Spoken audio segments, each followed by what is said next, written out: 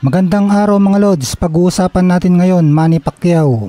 Habang papalapit ang kanilang bakbakan ni current WBC welterweight champ Mario Barrios, ay umiinit ang pambabash ng kampo ni Barrios. Dito nga sa kanilang media workout ay sinabi ng kanyang trainer na si Bob Santos na dalawa lang ang opsyon ni Pacquiao sa gabi ng laban. Pwede daw na dalhin siya ni Barrios sa hospital o sementeryo.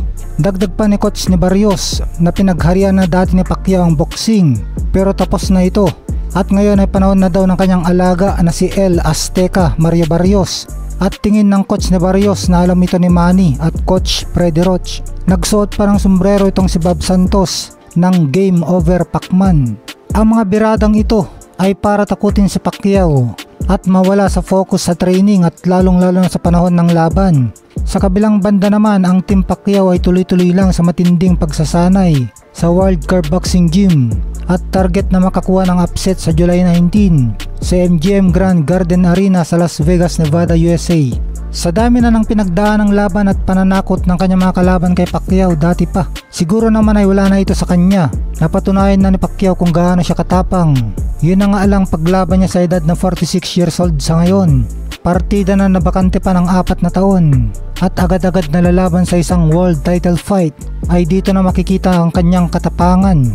Kaya anumang pambaba sa kanya ng kampo ni Barrios ay siguradong hindi na makakaapekto sa ating pambansang kamao. Mapapansin naman na sa public workout ni Mario Barrios ay hinayaan lang siya ng kanyang coach na mag-isa na mag-shadow boxing, samantalang ang kababata at trainer ni Manny Pacquiao na si Buboy Fernandez ay sinamahan at nakipag-meets training kay Pacquiao. Makikitang mas madami ding media ang umattend kay Pacquiao kaysa kay Barrios. Yeah, get that out. You coming, Pacquiao? All right, you coming? I'm gonna say something for Pacquiao. Pacquiao, you had your time. Now it's Al Azteca time.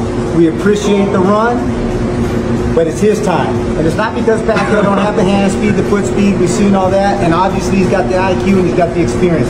But this man is hungry, he's determined, and he's going to take it to the next level. He's going to prove that out, like I said, July 19th. Manny, you know that. Freddie, you know that too.